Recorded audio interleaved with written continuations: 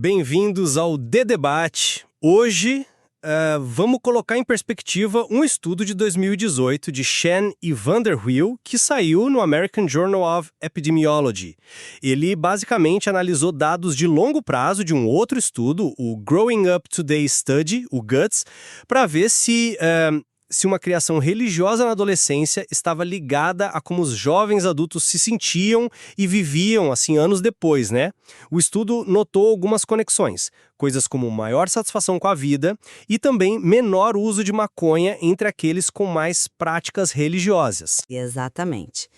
E isso nos traz a questão central que esse material levanta, né? Será que esse estudo específico de Chen e Van der Wiel nos dá uma base científica, assim, sólida, para dizer que a religiosidade na juventude traz benefícios reais?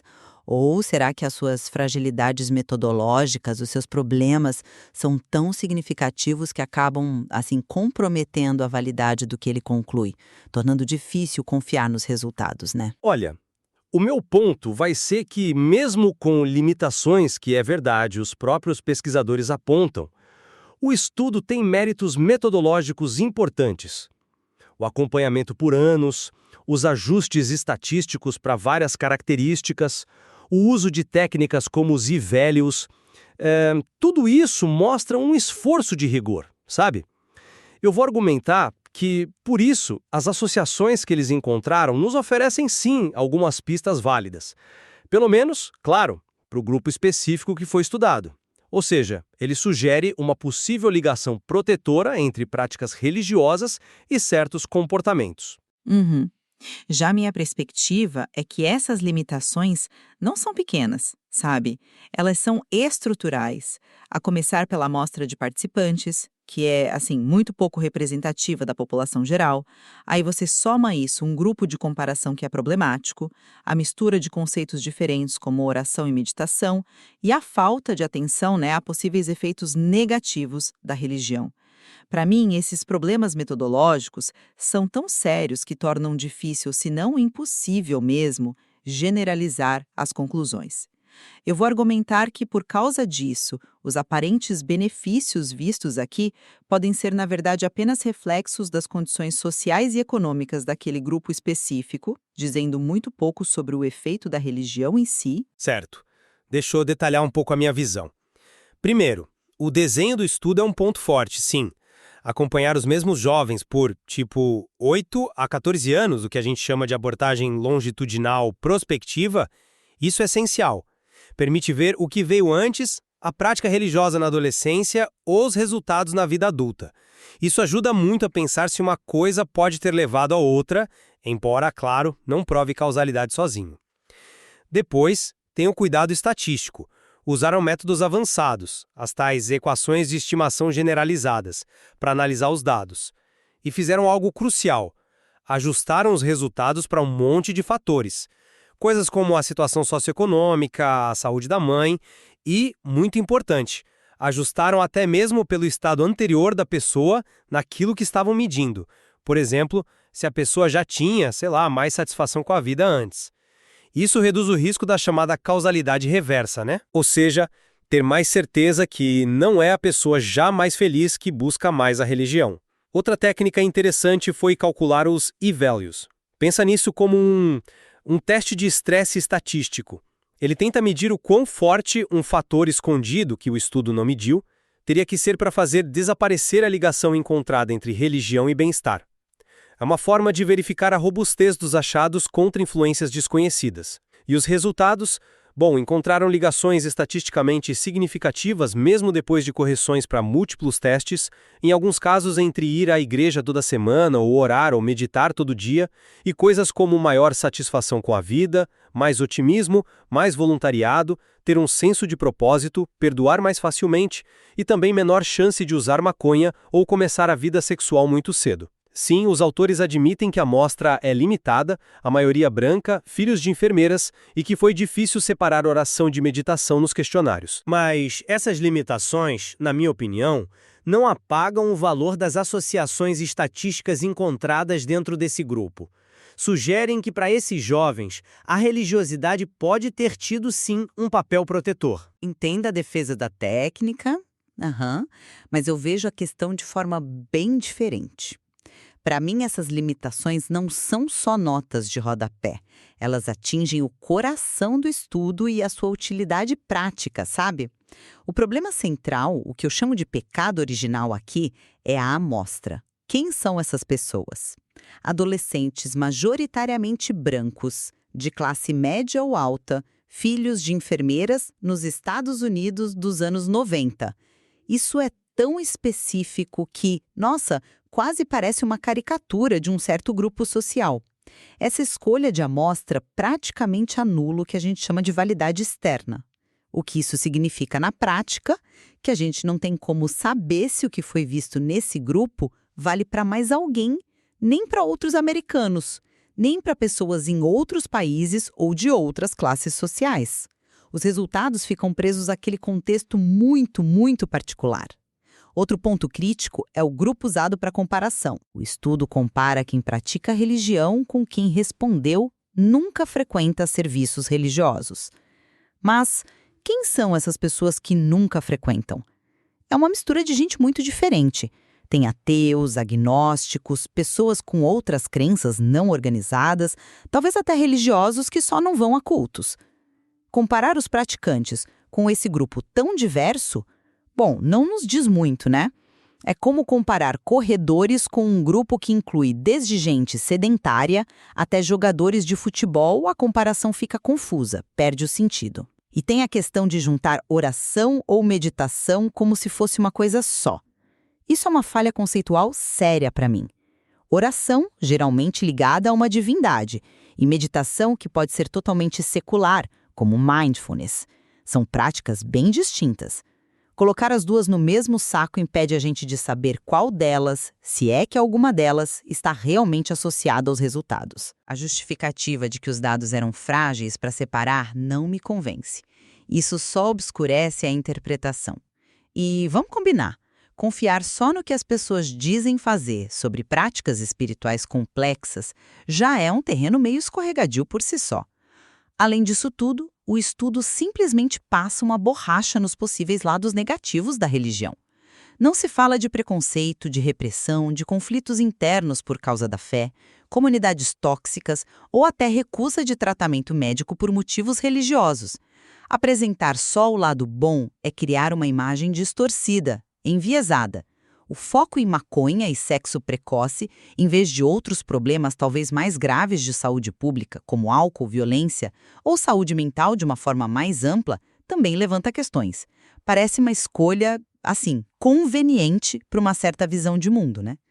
Finalmente, sobre os ivalhos que você mencionou.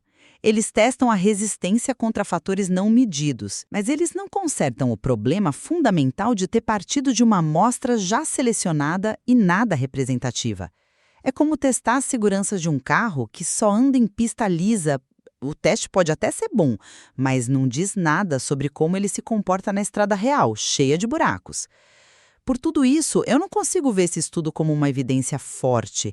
Parece mais um esforço para validar uma ideia pré-concebida usando a linguagem da estatística, sabe? Entendo sua crítica à amostra. Ela é realmente específica. Mas discordo que isso torne o estudo inútil.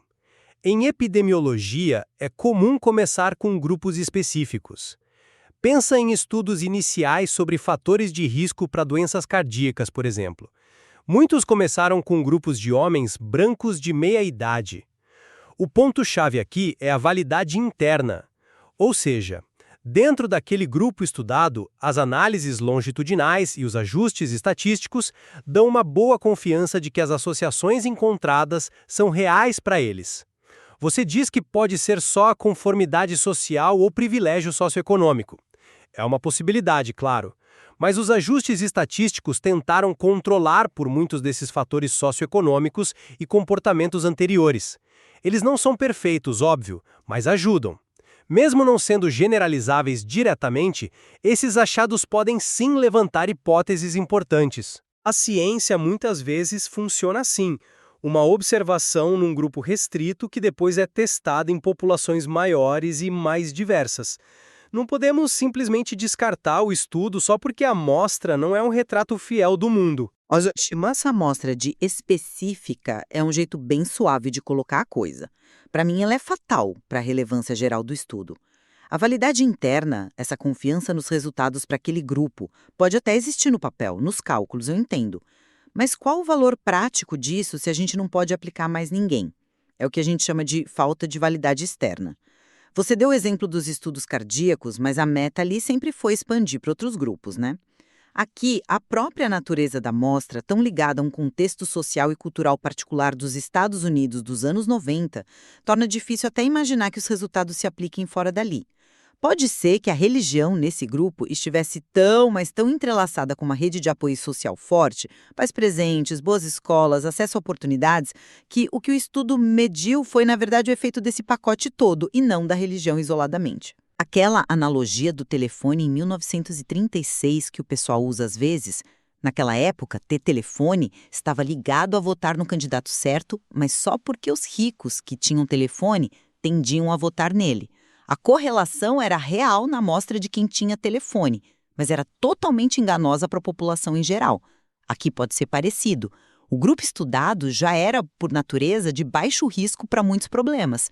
Achar que a frequência à igreja os protegeu mais pode ser só uma ilusão estatística criada pela própria seleção desse grupo tão particular. Certo. Vamos abordar então as definições como oração ou meditação. Concordo que, idealmente, a gente separaria, mas, como eu mencionei, o artigo indica que os dados originais do GUTS não permitiam fazer análises robustas separadas. Então, agrupar foi uma solução, pragmática talvez, embora imperfeita, diante dessa limitação do questionário original. E sobre o grupo controle, o nunca frequenta. Sim, é heterogêneo, mas vamos ser sinceros. Definir um grupo de controle perfeito para ausência de prática religiosa é um desafio enorme em qualquer estudo social. O que seria um controle ideal? Ateus convictos, agnósticos, pessoas espirituais mas não religiosas? Cada escolha dessas traria seus próprios problemas de definição e comparação. Talvez o foco deva ser, então, nas associações encontradas e nos esforços estatísticos que foram feitos para mitigar essas imperfeições metodológicas, sempre reconhecendo que elas existem, claro. Mas pragmatismo não pode ser desculpa para confusão conceitual, né? Se os dados não permitem distinguir práticas diferentes com clareza, a conclusão científica honesta seria: olha, não podemos afirmar nada sobre os efeitos específicos de oração ou meditação com estes dados. Criar uma categoria misturada assim só serve para gerar resultados que, no fundo, ninguém sabe interpretar direito. O mesmo vale para o grupo controle. Se ele é tão misturado que a gente não sabe com quem exatamente estamos comparando os religiosos, então a comparação perde muito do seu sentido. Não é só uma dificuldade comum da área, é uma falha que abala a confiança nas conclusões, na minha visão. E a questão da autodeclaração. Você pergunta para um adolescente com que frequência ele ora ou medita e espera respostas precisas e comparáveis. Isso é um otimismo enorme. A interpretação dessas perguntas varia enormemente de pessoa para pessoa. Isso introduz mais ruído e incerteza nos dados. Não dá para simplesmente aceitar essas falhas e focar só nos ajustes estatísticos. As falhas estão na própria base da comparação que está sendo feita. Falemos agora das omissões e do foco seletivo, então. Quanto a não analisar efeitos negativos, olha, muitos estudos se concentram em fatores de proteção. É uma linha de pesquisa válida investigar o que pode ajudar os jovens sem necessariamente ter que cobrir todos os aspectos positivos e negativos da religião no mesmo artigo. A ciência avança por partes, né? Desde que as conclusões sejam apresentadas com cautela, reconhecendo o escopo limitado do estudo, eu não vejo um problema inerente nisso. E sobre os velhos, eles não resolvem o problema da amostra, eu concordo com você nisso, mas oferecem sim uma camada adicional de segurança contra variáveis de confusão não medidas. Essas são aquelas influências ocultas que podem distorcer os resultados. Saber que seria preciso um fator oculto muito forte para anular a associação encontrada é uma informação útil, sim, mesmo que não seja a solução para todos os problemas metodológicos. Eu não concordo que omitir sistematicamente os negativos seja neutro. Isso cria uma visão desequilibrada, quase uma propaganda, na verdade. Imagina um estudo sobre os benefícios de trabalhar muitas horas por dia, que só mede a produtividade e ignora completamente o burnout, problemas de saúde, impacto na vida familiar. Seria uma visão totalmente distorcida da realidade, concorda? A escolha do que medir e o que ignorar é uma decisão metodológica crucial que reflete prioridades e, potencialmente sim, reflete vieses. E o foco em maconha e sexo precoce, enquanto outros desfechos, como saúde mental de forma mais ampla, coesão social ou até exclusão social, desenvolvimento de pensamento crítico, são deixados de lado. Essa seleção parece muito direcionada a confirmar uma certa narrativa sobre os perigos da juventude não religiosa e os benefícios da religião tradicional. Isso me leva a pensar também sobre o processo de revisão por pares. Como um estudo com fragilidades tão claras na amostra, nas definições e com omissões tão importantes, foi publicado numa revista respeitada como o American Journal of Epidemiology.